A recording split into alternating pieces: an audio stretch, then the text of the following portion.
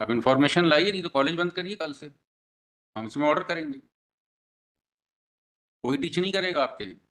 है हमारे regular college code के एम्प्लॉय हैं। आप बताइए, एडवर्टाइजमेंट सबके पेश करिए,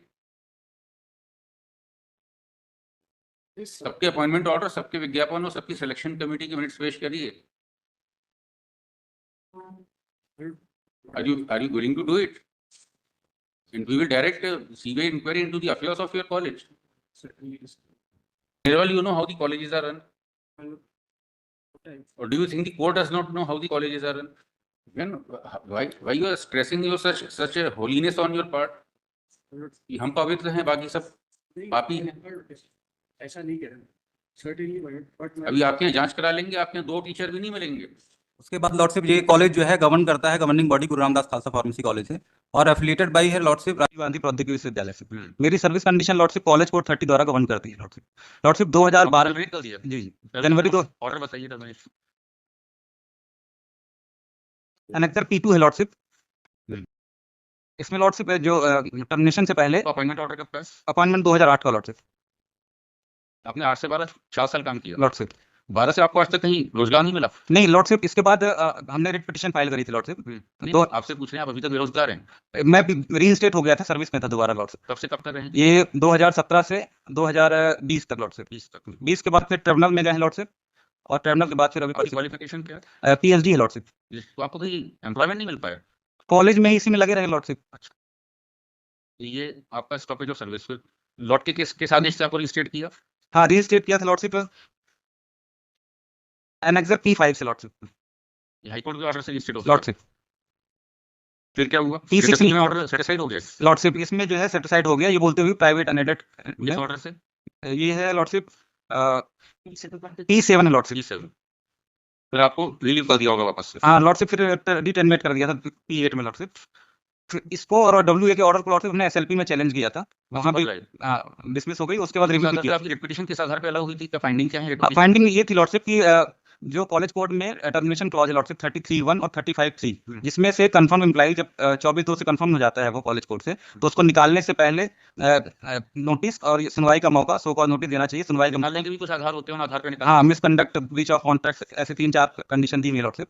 तो इसमें अपॉइंटिंग अथॉरिटी हमारी गवर्निंग बॉडी है lordship, deemed to be appointing authority, और टर्मिनेशन भी गवर्निंग बॉडी करती है। लेकिन उसके पहले जो है नोटिस या सुनवाई का मौका देती है लॉर्डशिप, और फिर अप्रूवल लेती है एग्जीक्यूटिव काउंसिल से राजीव गांधी प्रौद्योगिकी विश्वविद्यालय से। जो कि ट्रिब्यूनल में क्या हुआ? ट्रिब्यूनल में लॉर्डशिप ट्रिब्यूनल का ऑर्डर, फर्स्ट ऑर्डर आया था, उसमें लॉर्डशिप रिजेक्ट कर दी थी हमारी अपील, ये बोलते हुए कि आपका सुप्रीम कोर्ट से रिव्यू खारिज हो गई है, तो इसमें सुनवाई योग्य नहीं है, तो हम रिजेक्ट करते हैं। फिर क्या हुआ? उसको फिर हमने चैलेंज किया था लॉर्डशिप, एनेक्सर P17 है लॉर्डशिप। फिर हाई कोर्ट ने रिमांड किया होगा ट्रिब्यूनल को? लॉर्डशिप फिर क्या हुआ? लॉर्डशिप इसके बाद फिर दोबारा ट्रिब्यूनल का गठन हुआ लॉर्डशिप। इसमें रिस्पोंडेंट नंबर 3 ने ऑब्जेक्शन किया कि हमारा जो नॉमिनी है वो नॉमिनी नहीं लिया गया था और ट्रिब्यूनल गठन किया है, तो इसलिए हमारा नॉमिनी इंडक्ट किया जाए। तो उसके लिए फिर इन्होंने चैलेंज किया था लॉर्डशिप एनेक्सर P19 में, और ऑर्डर में ये आया लॉर्डशिप कि इनको 30 डेज का टाइम देते हैं और इनको नॉमिनी 3 दिन का टाइम देते हैं कि अपना नॉमिनी भेजें, और इसके बाद सुनवाई चालू। उसके बाद लॉर्डशिप P20 में ट्रिब्यूनल का ऑर्डर आया, जो इम्प्यूग्न ऑर्डर लॉर्डशिप। यदि आपका अपॉइंटमेंट स्टैट्यूट 30 के अनुसार नहीं हुआ है लॉर्डशिप, इसमें लॉर्डशिप ये जो रीजन इन्होंने लिया है लॉर्डशिप, ये फ्रेश रीजन लिया है, नया केस बनाना है इसमें लॉर्डशिप पहले जब इनको रिप्लाई करने का मौका, अपॉइंटमेंट ऑर्डर बताइए। अपॉइंटमेंट ऑर्डर P1 है लॉर्डशिप, रखा था लॉर्डशिप परमानेंट पे, और AICTE कॉलेज कोड आपने फाइल किया? College code copy? College code इसमें लॉर्डशिप हाँ फाइल है लॉर्डशिप, एनेक्सर एनेक्सर P22 है लॉर्डशिप। इसमें अपॉइंटमेंट का प्रोसीजर कहाँ पर है लॉर्डशिप? इसमें अपॉइंटमेंट का प्रोसीजर है लॉर्डशिप 20 पेज 256। हाँ बताइए। हाँ लॉर्डशिप, इसमें जो टर्मिनल ने लिखा है कि अपॉइंटमेंट नहीं हुआ है लॉर्डशिप, इसमें अपॉइंटमेंट का प्रोसीजर बताइए ना। हाँ अपॉइंटमेंट का प्रोसीजर लॉर्डशिप पेज नंबर 257 में, इसमें लॉर्डशिप लिखा हुआ है कि no appointment to any teaching post in college including the post of principal but excluding part-time appointments, temporary appointments which are not to continue for more than 6 months, and appointment to posts which are to be filled by promotion shall be made except after duly and widely advertising the post together with minimum qualification as prescribed by AICTE। और दूसरा लिखा है lordship इसमें on recommendation of selection committee constituted in accordance with the non grantee college में जो paragraph 17 में लिखा हुआ है उसके अकॉर्डिंग। 17 कहां पर है? इसमें पैरा 17 नहीं है लॉर्डशिप, इसमें 21 है लॉर्डशिप, 21 क्लॉज में देखें lordship. Selection committee for teachers, principal and non-teaching employees for grantee college and non-grantee college shall be such as provided in rules 14 of Madhya Pradesh अशासकीय शिक्षण संस्थान. One nominee of AICT. और दूसरा लिखा sir in no case committee constituted under sub statute 1 for selection of principal shall transact business at meeting unless chairman, at least one subject expert and 2 other members are present. In case of committee constituted under sub statute for selection of teachers and non-teaching staff, no business shall be transacted at meeting of committee unless the chairman and 3 members are present. इसके बाद panel बनाते हैं lordship, और panel बनाने के बाद governing body जो है इसमें अपॉइंटमेंट करती है lordship. The governing body shall make appointment to the post of teachers or other employees in order of merit from panel prepared under sub statute.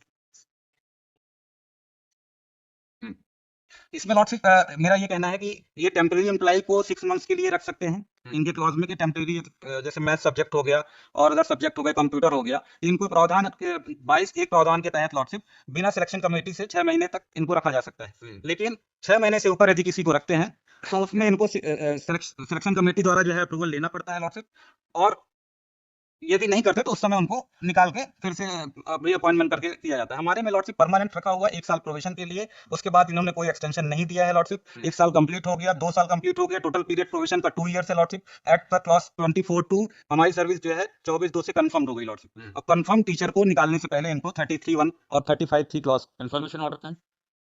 Confirmation ये इसमें लॉर्डशिप में नहीं, ऐसा कहीं प्रावधान में नहीं है लॉर्डशिप. आपको कंफर्मेशन ऑर्डर था, इसमें लॉर्डशिप नहीं दिया हमको, इसमें कंफर्मेशन एक्सटेंशन नहीं दिया लॉर्डशिप.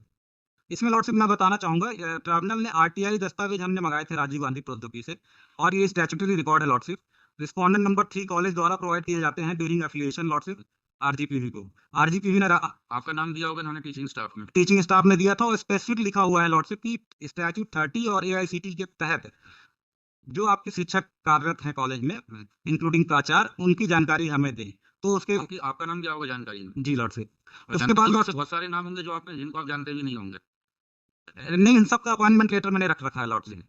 इसमें लॉर्डशिप मेरा ये कहना है कि जो इन्होंने कहा कि ड्यूली कॉन्स्टिट्यूटेड सिलेक्शन कमेटी से नहीं हुआ है लॉर्डशिप, मैं दिखाना चाहूंगा आरटीआई दस्तावेज में जिसमें साफ साफ लिखा हुआ है कि ये रेगुलर स्टाफ है जिसमें हमारा नाम है और इनका ड्यूली कॉन्स्टिट्यूटेड सिलेक्शन कमेटी द्वारा हो रखा है. प्रिंसिपल उसमें साइन करते हैं लॉर्डशिप, और 100 रुपए के एफिडेविट में गवर्निंग बॉडी उसमें हलफनामा देती है कि ये जानकारी हमारे द्वारा दी गई है वो सत्य है, और यदि इसमें कुछ गलत पाई जाती है तो प्रावधान के तहत कॉलेज में एफिलिएशन विथड्रॉ करने का अधिकार एग्जीक्यूटिव काउंसिल के पास सुरक्षित है लॉर्डशिप. लॉर्डशिप आरटीआई दस्तावेज देख लीजिए लॉर्डशिप. बताइए कहाँ पेश किया आपने. लॉर्डशिप इसमें है P27 में लॉर्डशिप. P27 इसमें महाविद्यालय में कार्यरत प्राचार्य शिक्षकों की जानकारी के संबंध में ये कुल सचिव द्वारा पत्र जारी हुआ था लॉर्डशिप, जिसमें लिखा गया तो उपरोक्त विषय अंतर्गत लेख है कि विश्वविद्यालय में नियम क्रमांक 30 में एवं अखिल भारतीय तकनीक शिक्षा परिषद नई दिल्ली के मापदंडों के अनुरूप आपके महाविद्यालय में कार्यरत प्राचार्य एवं शिक्षकों की जानकारी संलग्न रूप में प्रारूप में विश्वविद्यालय को प्रस्तुत करें. उपरोक्त प्रस्तुत किए जाने वाले दस्तावेज स्वयं एवं प्राधिकृत द्वारा सत्यापित किया जाना अनिवार्य है. जानकारी संलग्न प्रारूप में पत्र प्राप्त से 5 दिवस में सॉफ्ट एवं हार्ड कॉपी विश्वविद्यालय को आवश्यक रूप से भेजें. जानकारी प्राप्त न होने की स्थिति में आगामी संबद्धता प्रमाण पत्र प्रदान करने पर विचार किया जाएगा. लॉर्डशिप इसके बाद 316 में प्रारूप दिया हुआ है लॉर्डशिप, और 317 पेज में जानकारी भेजी जाती है कॉलेज के द्वारा, जिसमें लिखा है कि आपके द्वारा उपरोक्त पत्रांक के माध्यम से मांगी गई जानकारी संलग्न प्रारूप में भरकर आपके अग्रिम कार्यवाही हेतु प्रेषित है. ट्रिब्यूनल ने लिखा, tribunal has no jurisdiction. Tribunal concept clause में कॉन्स्टिट्यूटेड है कॉलेज कोड में 36(3) में लॉर्डशिप. 36(3). मिस्टर खंडेलवाल, भाई you are appearing or you are appearing? Well, I'm preparing for the college. Yes. Why it is not maintainable? Well, it is not maintained because this appointment was not test made as per the statute 30.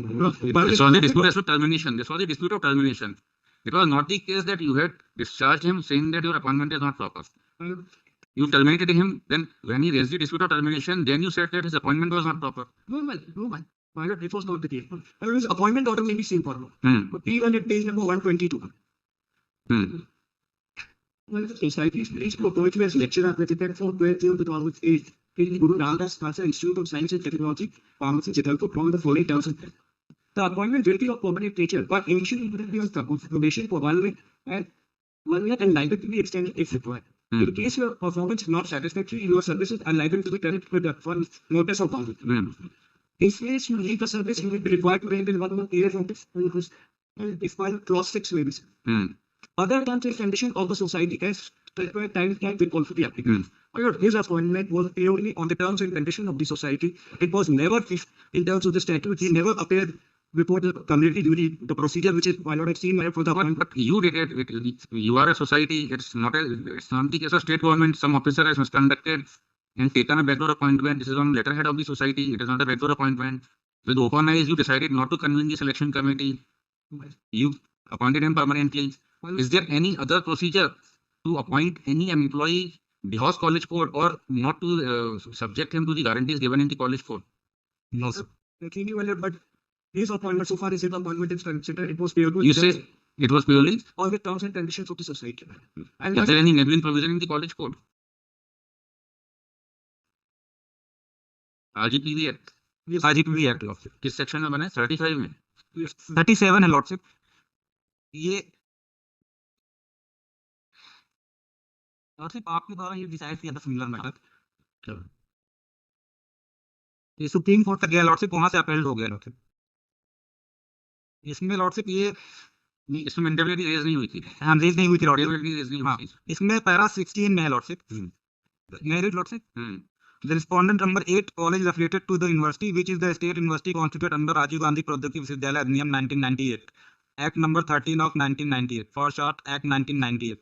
As per section 37 of the Act 1998, the university is having power to frame the statutes, and as per section 38, the first statute will be made by the state government and copy shall be laid on the table of state legislative assembly. As per section 26 of the Act 19, the executive council of university is the supreme authority and has power as defined in said section. इसमें लिखा है lordship be subject to the provision of this act and the statutes ordinance and regulation made thereunder the executive council shall be the supreme This authority. is the case where the tribunal said it has no jurisdiction. yes, well, it's because, Why it was not having jurisdiction? well, because the tribunal have the jurisdiction only on those employees who are regularly appointed under the statute. Well, because the petitioner was not appointed under statute 30, therefore, well, the Is there any other provision in the act you can appoint? तो कल और तुम आए यार 2 दिन हफ्ते भर बाद ऑफिस आया हूँ. ठीक है ये साला चलता है. इनको कोई is there any other provision in the RGPV Act that you can violate the college code and appoint staff? It was violation on your part. but he also stated, my lord, kindly. You violate college code. You appoint without following the procedure of college code. Then you say that since we violated college code, hence he is not entitled to any protection. Tribunal will not have jurisdiction. He also enjoyed this treatment. Because, my lord, certainly, my lord, if have been the case, he also, my lord, considering this that there was a provision in statute 30 for the procedure for the appointment for the 4-year continuous period, not agitated that, my lord, if you appoint me through statute 30, there is a contract which is required to be entered upon. That is not because he was a backbone entity, my lord. He also was enjoying it, my lord, and he also during this service 4 years service never agitated this. No, did you discharge him on that ground? Well, discharge, my lord, because since he was appointed on the terms and conditions of the How many secretary. advertisements have you issued? How many? How many teachers have you appointed after issuing advertisement? That information is not. Hmm? That information is अब information लाइए, नहीं तो college बंद करिए कल से. हम इसमें ऑर्डर करेंगे. कोई टीच नहीं करेगा आपके लिए. है हमारे रेगुलर कॉलेज कोड के एम्प्लॉय हैं. आप बताइए, एडवर्टाइजमेंट सबके पेश करिए. सबके अपॉइंटमेंट ऑर्डर, सबके विज्ञापन और सबकी सिलेक्शन कमेटी के मिनट्स पेश करिए. Are you willing to do it? And we will direct a CBI inquiry into the affairs of your college. How many teachers you are having appointed duly as per college code and still continuing? We'll direct you discharge all the teachers. आप पूछिए, आप उनसे आप instruction लीजिए. ये पेश करने को तैयार हैं वो. कितने टीचर्स आपके यहाँ काम कर रहे हैं जिनका की अपॉइंटमेंट कॉलेज कोड के अनुसार हुआ है, जिनके लिए पहले सिलेक्शन कमेटी कॉन्स्टिट्यूट हुई? कहाँ है लिस्ट 327 में? 327 लॉर्डशिप पेज नंबर 318 है lordship.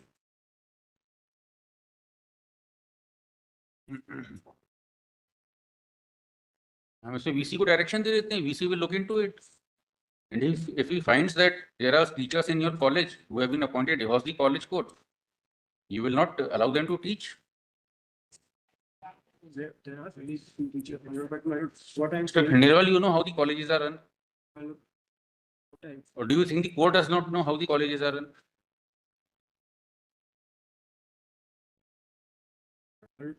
This Then why you are stressing your such a holiness on your part?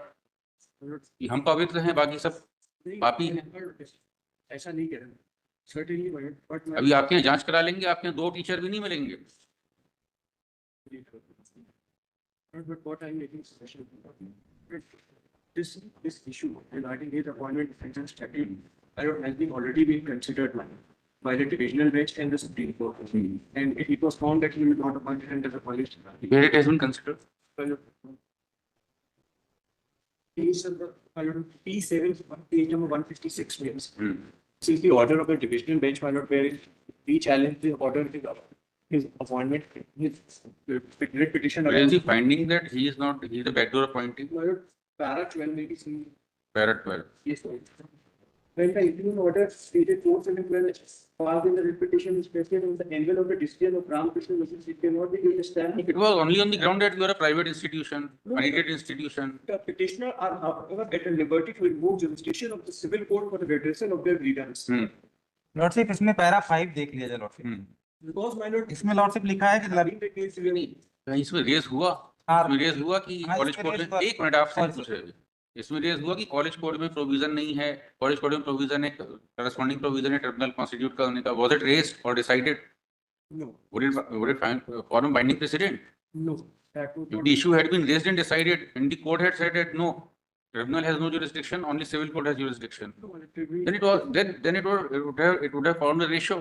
There is no ratio. Remand किस ऑर्डर से हुआ बताइए? रिमांड हुआ लॉर्डशिप P617 में लॉर्डशिप। P17 में रिमांड हुआ। That is not maintainable. Then it is clear that matter was not considered on merits, and the liberty was also given to petitioner to avail the remedy before civil court. Mr. Khandelwal, you seek instructions from your client. You will direct inquiry into the affairs of your college. You will direct inquiry by the VC that at the time of extension of affiliation for the next session, he would inquire whether all the teachers have been appointed as per college code. Then your affiliation would be extended. Because the university can only de-affiliate you. University cannot do any other thing. College आप run करते हैं government से NOC लेकर, higher education department से NOC लेते हैं आप, PCI से आपका PCI से आपका रिकॉग्निशन होगा कोर्सेज का। University only has the power to affiliate और de-affiliate you. You seek instructions from your client, will post it tomorrow. days time में और अब not 2 days, आप फोन पे भी पूछ लीजिए, 1 मिनट में बता देंगे वो।